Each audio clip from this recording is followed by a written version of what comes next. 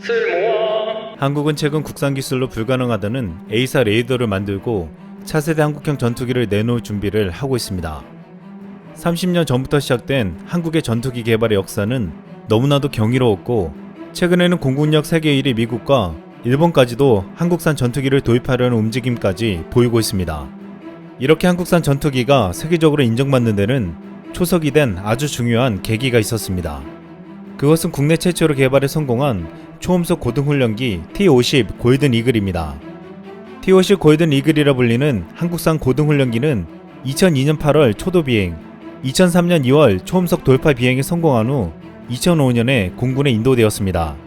T-50의 개발로 한국은 세계에서 12번째 초음속 비행기 개발 국가가 되었습니다.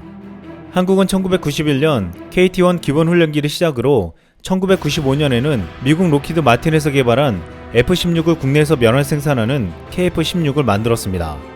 이 사업을 통해서 한국은 항공기 대량 생산과 체계적인 시험평가 기술을 갖추게 되었습니다.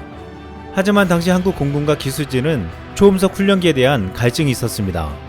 F-16과 KF-16은 마하의 속도의 초음속 전투기로 이를 운용할 수 있는 비행사를 양성하려면 초음속 훈련기가 필요했기 때문입니다. 이때 한국 내에서는 자체적으로 초음속 고등훈련기를 개발하자는 말이 나왔습니다. 하지만 당시 국내에서는 T-50 사업 자체를 반대하는 목소리가 많았습니다. 한국 공군의 소요량이 기껏해 50여 대밖에 되지 않는데 고등훈련기를 개발한다는 것 자체가 국가적인 낭비가 될 가능성이 크다는 이유 때문이었습니다. 이 때문에 외국 전투기를 사오는 것이 가격이 훨씬 싸기 때문에 효율적이라고 했습니다. 하지만 우리 공군의 생각은 달랐습니다. 국산 전투기를 개발하면 개조와 개발이 쉽고 신속한 군수 지원이 가능한 데다 운용비도 줄일 수 있고 또한 국내 항공산업의 활성화도 가능하다는 것이었습니다. 이때 개발을 담당한 삼성항공과 국방과학연구소는 반대론자들에게 두 가지 방법을 제시했습니다. 첫째는 개발 후 수출을 한다는 것과 둘째는 전투기로 개조할 수 있을 정도로 성능을 높인다는 것이었습니다. 결국 한국은 1997년 T-50 초음속 훈련기 개발에 뛰어들었습니다. 여기서 한국은 F-16의 라이서스를 생산하면서 구상무역의 일환으로 미국 록히드 마틴의 기술 지원을 받아냈습니다. 기술 지원을 하러 온 미국 록히드 마틴 기술진들은 10년 안에 T-50을 만들겠다는 한국의 계획을 비웃었습니다. 한 록히드 마틴 기술진은 이 계획이 이뤄진다면 손에 장을 지지겠다는 한국식 농담까지 던졌습니다. 그는 예산을 더 확보하든지 인원을 대폭 충원하지 않으면 일정을 맞출 수 없다고 호언장담했습니다. 그런데 개발을 시작하기로 한 1997년 IMF가 터졌습니다.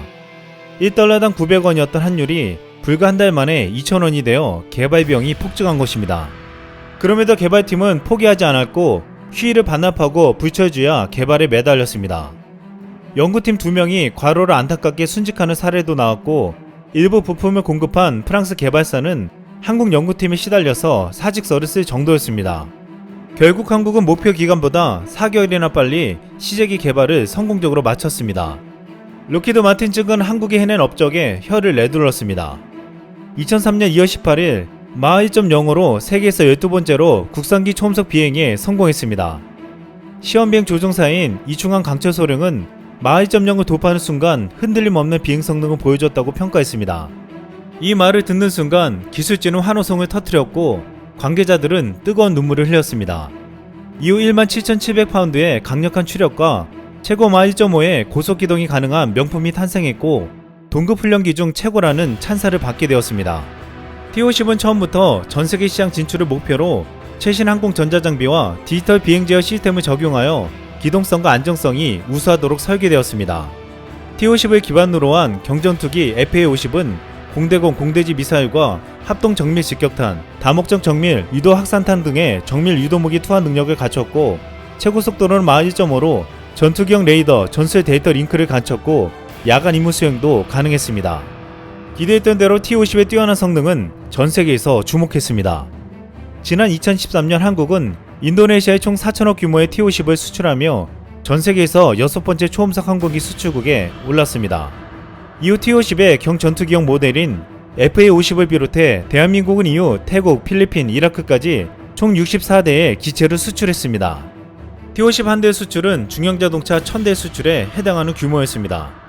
또한 6억 5천만 달러의 생산 유발 효과, 1억 7천만 달러의 부가가치 창출, 7,700명의 신규 고용 창출 효과가 있는 것으로 분석되었습니다.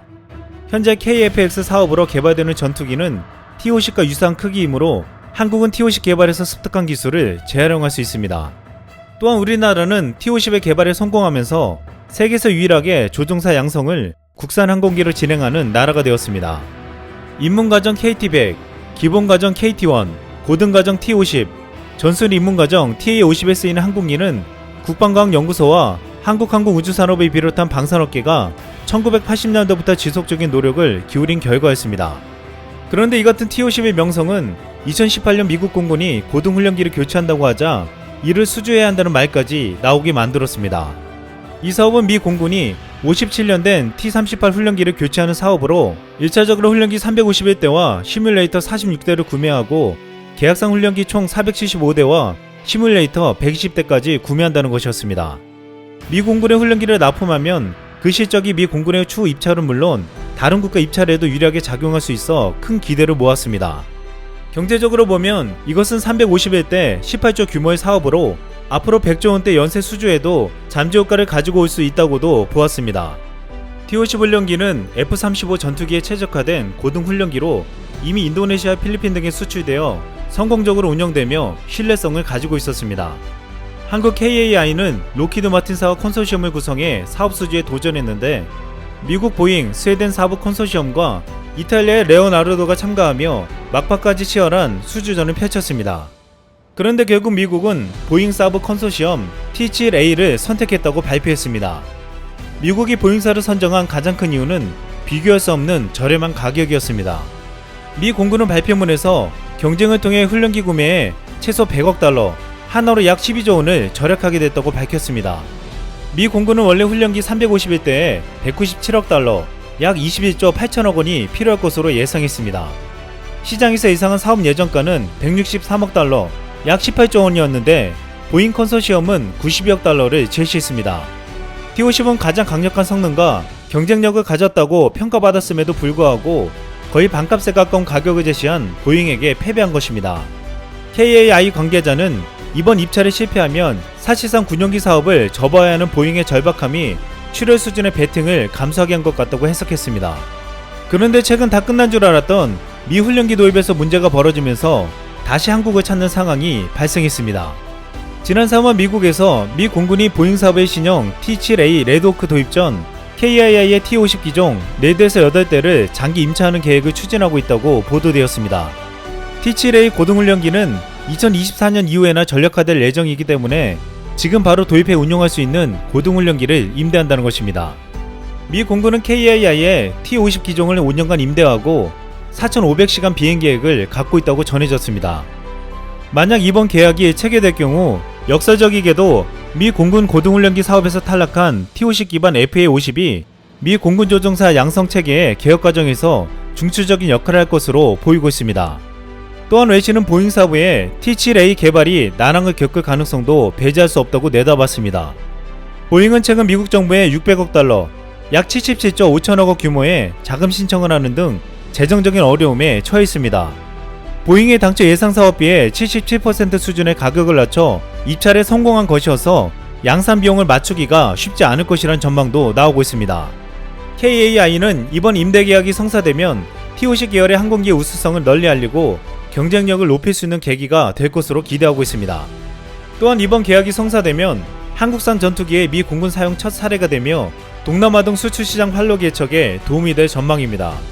재밌는 것은 최근 일본도 우리 T-50을 도입할 수 있을지 검토하고 있다는 것입니다. 일본은 지난 2018년 스텔스기 F-35A 105대, 경항모인 이지스모함에 탑재할 수직 이착륙기인 F-35B 42대를 도입한다고 알려졌습니다. 그런데 최근 일본 항공자위대 T-4 훈련기는 잦은 고장으로 문제를 일으키고 있습니다.